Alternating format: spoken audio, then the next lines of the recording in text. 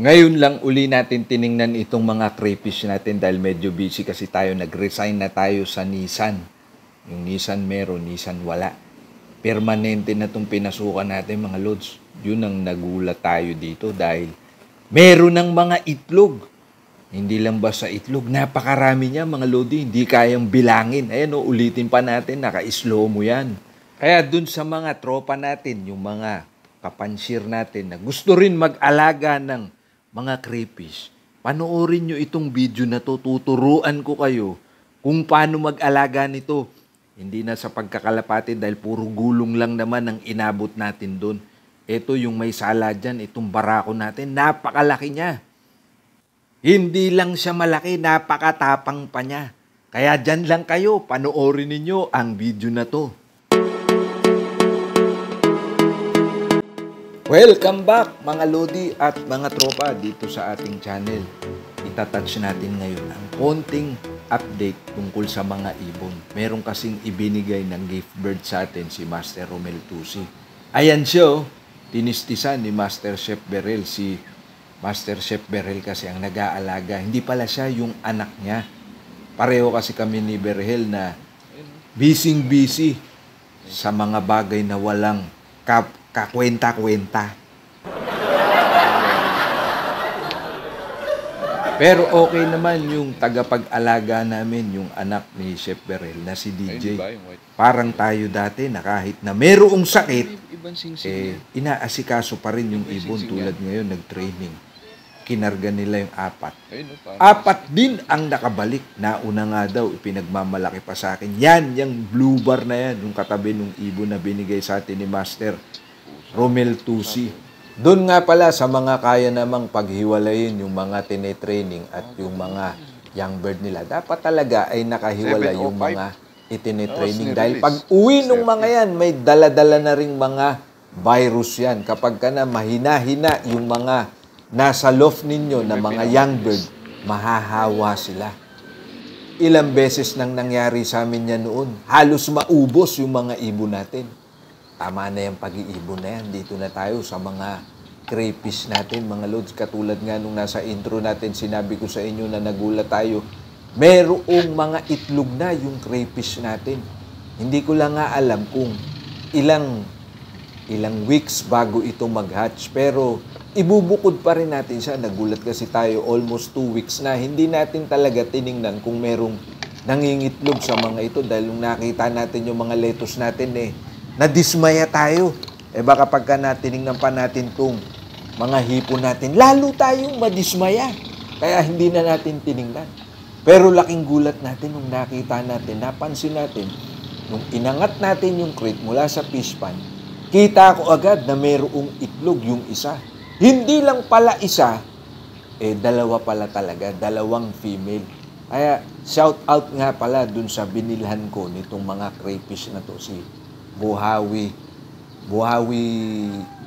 nalimutan ko na, basta may Buhawi yung taga Bulacan.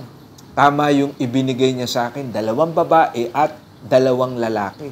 Proven yung mga lahi ng mga crayfish niya, very prolific yung isang lalaki dito, napakalaki niya. Palagay ko, yun yung magulang nakabuntis dun sa mga babae na crayfish. Eto nga palang mga crayfish natin, mga lods, hindi nangangailangan ito ng laging atensyon. Basta lagyan mo lang ng lagyan ng dahon yan. Yun lang talaga pinapakain ko dyan. Minsan lang tayo magbigay ng mga feeds. Integra nga yung binibigay natin dyan. Integra 2000. Pero nakakain din naman nila. Pero ang tingin ko dyan, yung malunggay talaga dahil napakasustansya naman talaga ng malunggay. Dalawa yung merong mga itlog. Yung paglalagyan nating crate ng mga buried na crayfish o yung mga may itlog, meron net kasi kung sakasakali na mag-hatch, yung mga krillings o yung maliliit na crayfish, hindi makakalabas. At pagka na yung mga itlog niya mag-hatch, pinapagpag pala yun. Kung nakapalaya yan dun sa fish pond natin, naku po, napakahirap hulihin ng mga yan, sa totoo lang. Napakabilis lumangoy niyan, patalikod ang langoy ng mga yan. Kaya inisip ko noon, paano kaya madaling mahuhuli yung mga crayfish yan? Yan ang naisip ko. Iniligay ko sila sa isang crate. Magkakasama sila. Kaya din mabilis na nakapag-breed yung mga crayfish natin dahil sa nasa maliit na lugar lang sila. Isolated sila, bagaman malaki yung fish pond natin, 4 by 8 feet yun. Pero yung tubig nun, halos isang dangkal lang. Hindi naman kailangan na maraming tubig dito sa crayfish. Tulad nga din nung sinabi ko sa inyo, siguraduhin lang na hindi kayo magpapalit basta-basta ng tubig. I-filter lang yung tubig na nasa fish pond. Tulad nito, wow, ang dami niyang itlog. Yan yun, mga lods. 2. The next day. Hanep, mga lodi, awit at itong isang crayfish natin. Nagulat ako pagtingin ko nitong umaga. Isa na lang. Ibig sabihin, nakapuslit yung isa. Yung pa naman, yung maraming itlog. Bago kasi itong crate na ginamit natin Baka dyan sa net, nakatulay siya. O pwede rin, hinahanap niya yung kapares niya, yung bumunti sa kanya. Kaya nagtangka siyang lumabas. Pero yung isa, hindi naman lumabas. Kaya huhulihin natin yun. Pero napakahirap talagang hulihin nun, mga loding.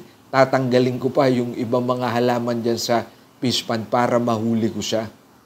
Kung sakasakali pala, mga lods, na mag-hatch tong mga itlog na narito, tatanggalin na ulit natin yung inahin. Dyan na mismo yung mga krillings. Dyan na sila lalaki dahil baka kainin sila nung nanay nila, lalo na kung walang pagkain. Dito pa naman sa atin, hindi natin to gaanong naaasikaso. Meron lang tayong tagabigay ng pagkain dyan. Kaya nga pag uwi ko nung isang araw nung Biyernes, nakita ko tumaas yung water level. Delikado din yun. Dinrain ko agad. Ginamit ko yung pump natin kasi dahil sa ulan, napupuno yung fish pond natin. Delikado din yun. Una, yung sudden change of temperature. Kaya nga nilagyan natin ng parang pinakabubong yung fish pond natin. Huwag direktang pumatak yung ulan doon. Kung may pumapatak man, nanggagaling yun sa gilid. Magtatatlong buwan na kasi itong mga crayfish natin at hindi tayo nagpapalit ng tubig.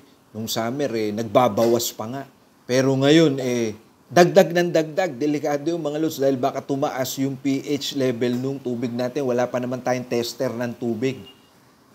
Yung kaninang nakita ninyo na napakalaki, palagay ko yun yung pinaka-stud dito sa grupo ng mga crayfish. Ang laki niya.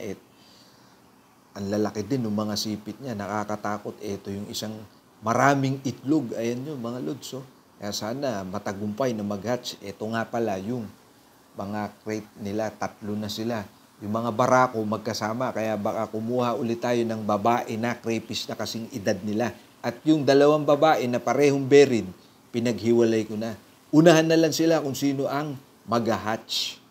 Dito ko na tatapusin ng vlog na ito at maraming salamat sa mga lodi natin. At shout out nga pala dito sa mga tropa nating River Boys. Ayan Ayan yung mga ginagawa nila sa ilog. Tinutuyo at binubuhusan ng semento.